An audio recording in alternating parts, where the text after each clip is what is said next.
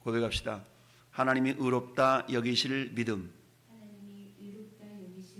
하나님이 의롭다 여기실 믿음.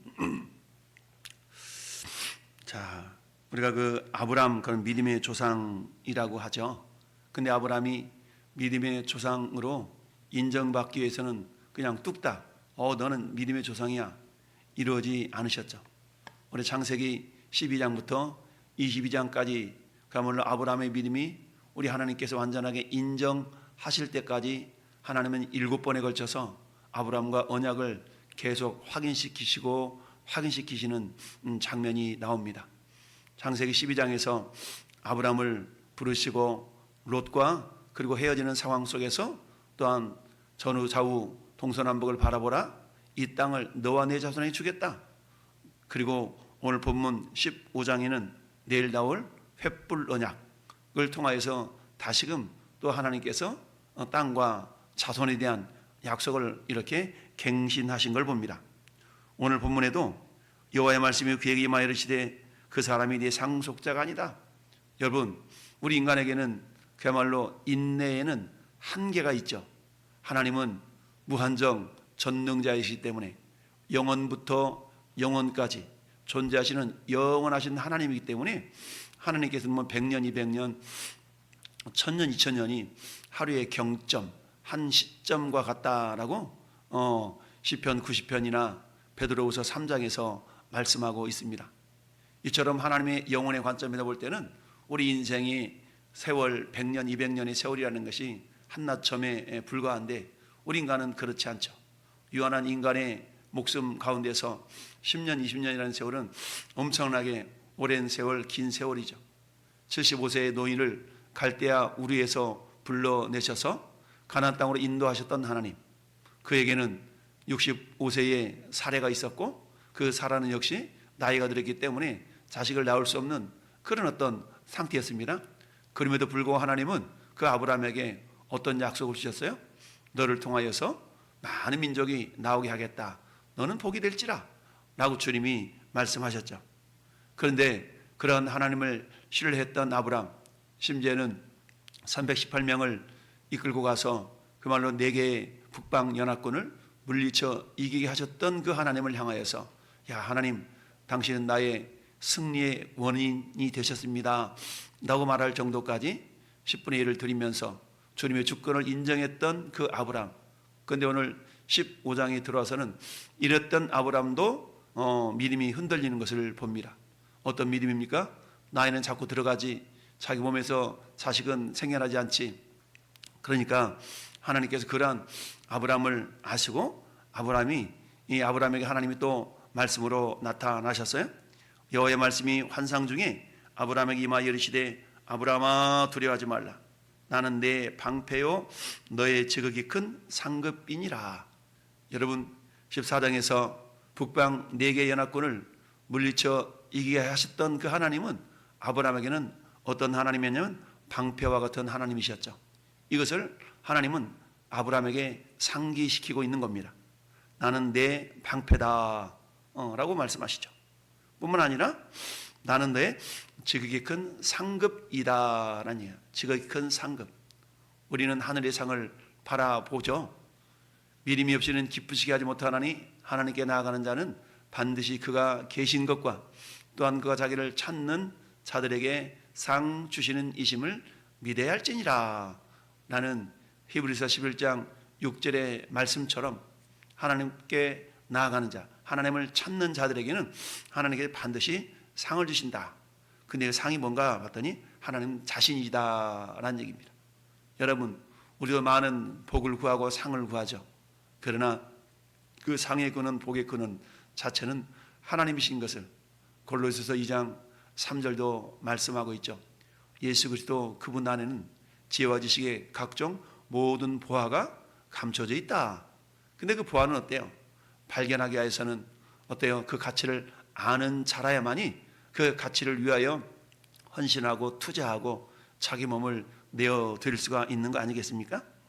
이처럼 하나님의 아브라함한테 하셔서 나는 너의 방패고 너의 지극히 큰 상급이다 라고 하나님이 이루의 말씀을 주셨음에도 불구하고 아브라함에게는 여전히 아직은 미심쩍은 그런 부분이 없잖아 있었던 것을 봅니다. 2절 말씀에 아브라함이 이르되 주 여호와여 무엇을 내게 주시려 하나이까. 하나님이 큰 상급이라고 쓰니까 그러면 하나님 당신 상급 대신 하나님께 나한테 뭐 주려고 그러세요? 라고 질문을 던지고 있습니다. 나는 자식이 없사오니 나의 상속자는 이 다메섹 사람 엘리에셀입니다. 라고 고백하죠. 엘리에셀. 집에서 그동안 아브라함에게 충성했던 아브라함의 종이 차라리 내 가업을 이을 그런 상속자가 되는 것이 합당하지 않습니까? 라고 하나님께 반문하는 그런 대답인 것이죠. 엘리에셀이라는 말은 합성어예요. 합성어. 엘이라는 단어와 에제르라는 단어인데 이것은 우리가 에베네셀이라는 돌이 있죠. 에베네셀. 에베네셀은 뭡니까? 도움의 돌이란 얘기죠.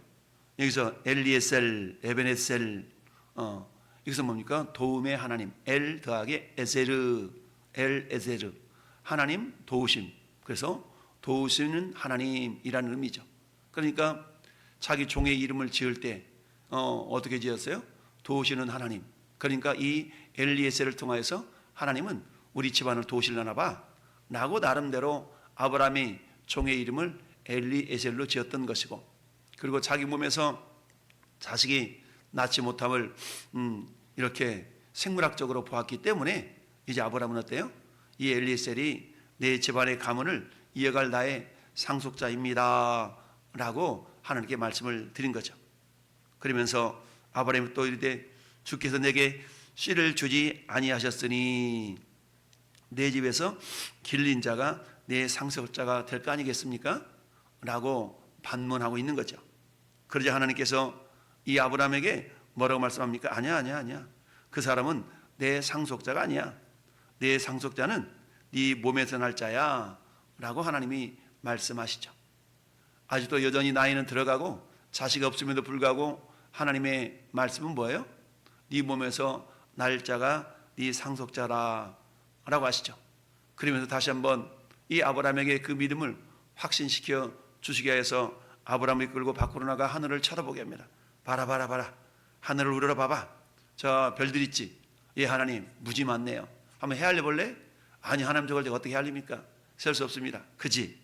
그러면서 뭐라 말씀합니까? 내 자손이 이와 같으리라. 여러분 상상이나 되세요? 의학적으로 생물학적으로 병원 갔더니 산부인과 갔더니 불임이래. 그래 당신은 애를 낳을 수 없습니다.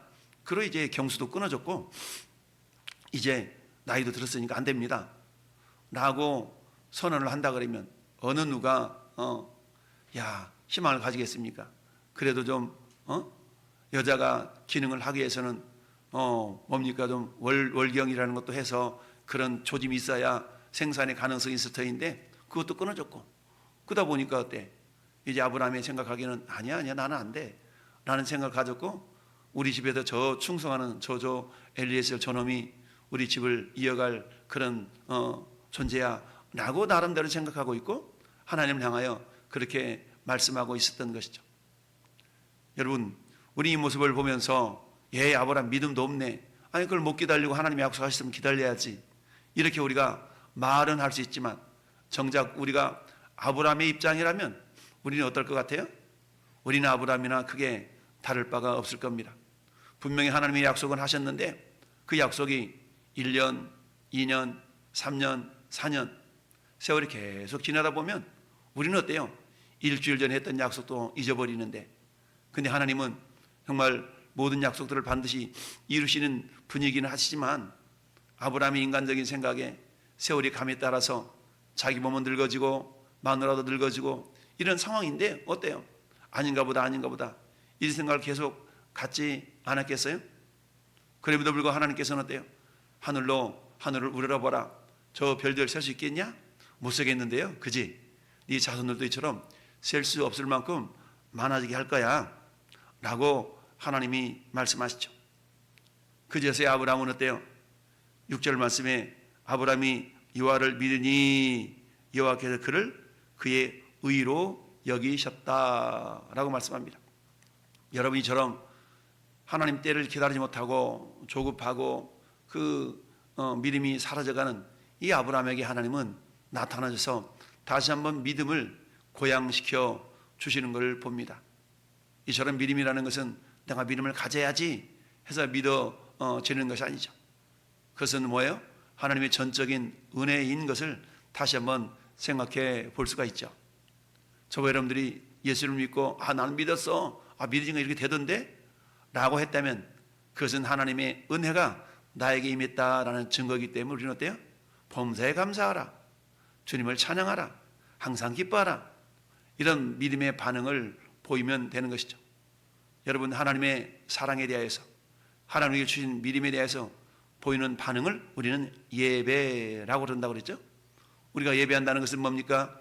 하나님이 주신 약속과 그 믿음에 대한, 사랑에 대한 반응의 모습이 예배인 것이죠. 그 반응을 보기 위해서 이는 마치 뭡니까? 어머니가 어린아이를 이렇게 잉태해서 해산했습니까? 요람에 누워있는 어린아이를 바라보면서 어머니가 방긋방긋 사랑의 미소를 보이면 어린아이는 어때요? 그야말로 어린아이도 방긋 웃으면서 어머니에게 반응을 보이면서 서로 간의 교통이 이루어지죠. 이처럼 예배라는 것은 하나님과 인간 사이에서 사랑의 교통이 이루어지는 것이 예배라고 말할 수가 있죠. 그래서 아브라함은 어딜 가든지 어땠어요? 하나님 앞에 예배하는 삶을 살았던 아브라함. 그럼에도 불구하고 시간이 지남에 따라서 하나님의 약속에 대한 인내, 기다림에는 한계가 있었던 걸 보죠. 이런 아브라함을 하나님은 다시 찾아오셔서 위로의 메시지로 격려해 주시는 걸 봅니다. 내가 그동안 너 잘 막아줬잖아. 내가 너의 방패야. 뿐만 아니라 나는 너의 상급이야 라고 주님이 말씀하십니다. 그러자 아브라함이 여호와를 믿으니 여호와께서 이를 그의 의로 여기셨다라고 말씀합니다. 아브라함이 이것을 믿었어요. 뭘 믿었어요? 다시 한번 하나님의 약속의 말씀을 믿은 것이죠. 그렇습니다. 우리 믿음이라는 건 뭐예요? 성경에 수많은 하나님의 약속들이 있죠. 그 약속을 내가 받아들이는 것이 그게 믿음이다라고 말할 수가 있습니다. 내 생각에는 아닌 것 같은데, 내 경험에는 아닌 것 같은데, 내 지식의 한계로는 이게 아닌 것 같은데, 그럼에도 불구하고 내 생각보다 하나님의 생각이 오를 것이야 라는 그런 전제하에, 왜 하나님은 엘샤다이, 샤다이 전능하신 하나님, 전능하신 하나님의 손길이 이처럼 임하게 되면 반드시 이루어질 거야 라는 그런 믿음. 근데 하나님은 이것을 의로 여기셨다라고 그랬죠. 의로 여기셨다. 체데크. 하나님은 이걸 옳다라고 여겨주신 겁니다. 저 여러분들이 하나님의 약속의 말씀을 인정하고 받아들이는 것을 하나님은 기뻐하셔요. 그래서 어떤 상황 가운데서도 여러분 뭡니까? 하나님의 약속의 말씀이 그대로 이루어질 걸 믿고 우리가 겸손히 인내하고 나아가는 것을 하나님은 기뻐하신다라는 얘기입니다. 그렇습니다. 하나님은 아브라함에게 다시 한번 이 아브라함의 핏줄을 통하여서 상속자가 태어날 것을 말씀해 주셨죠. 그러면서 7절에 또 그에게 이르시되 나는 이 땅을 내게 주어 소유를 삼게 하려고 너를 갈대아인의 우리에서 이끌어낸 여호와니라 라고 말씀합니다. 물론 하나님의 약속의 말씀을 믿었음에도 불구하고 거기에 대한 증거, 확증을 요구하는 것을 봅니다. 여러분, 내가 이 땅을 소유로 받을 것을 무엇으로 알리까? 당신의 말씀을 내가 믿어서 내 자손이 생길 것은 내가 믿겠나이다.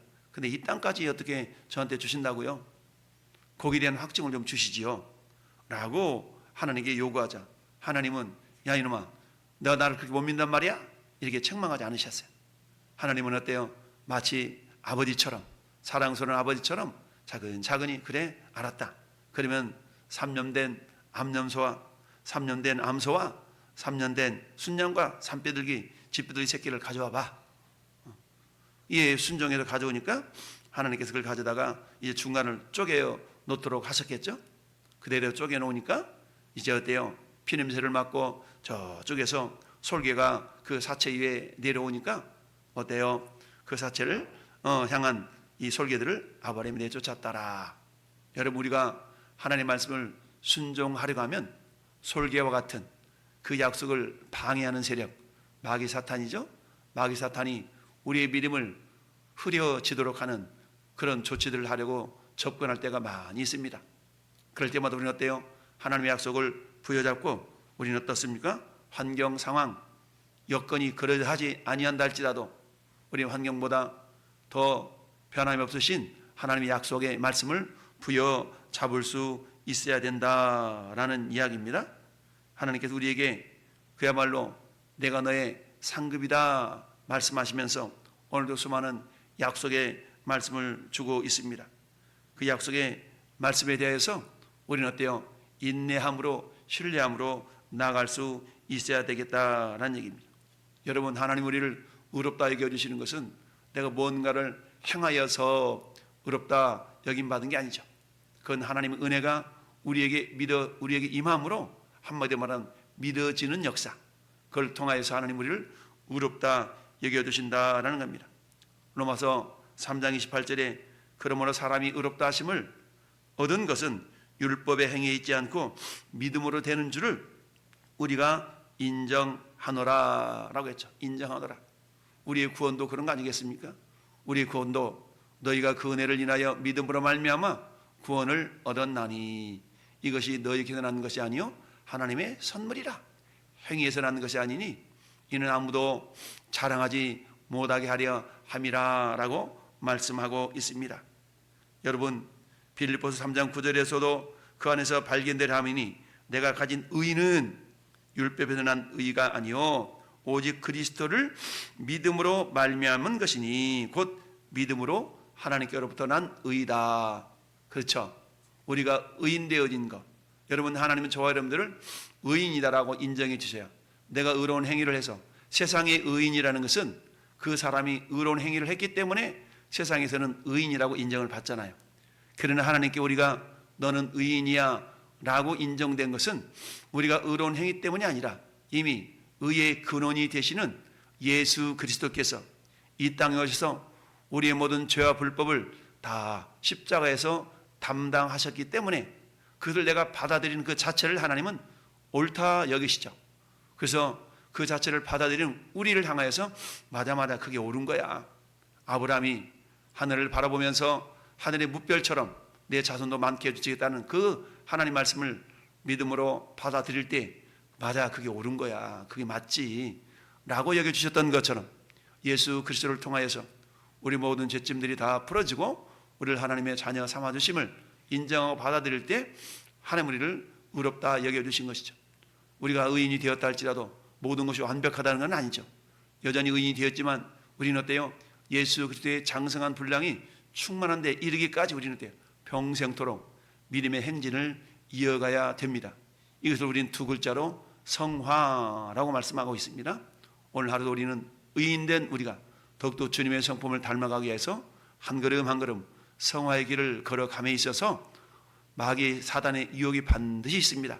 마치 솔개가 이 재물 위에 내려오는 것처럼 우리를 방해하려고 하는 그런 사다리 색을 오늘도 하나님의 전신갑주를 입음으로 성령의 검, 즉 하나님의 말씀으로 잘 물리쳐 이기는 하나님의 사람들이 될 수 있기를 예수님의 이름으로 축원합니다. 아멘.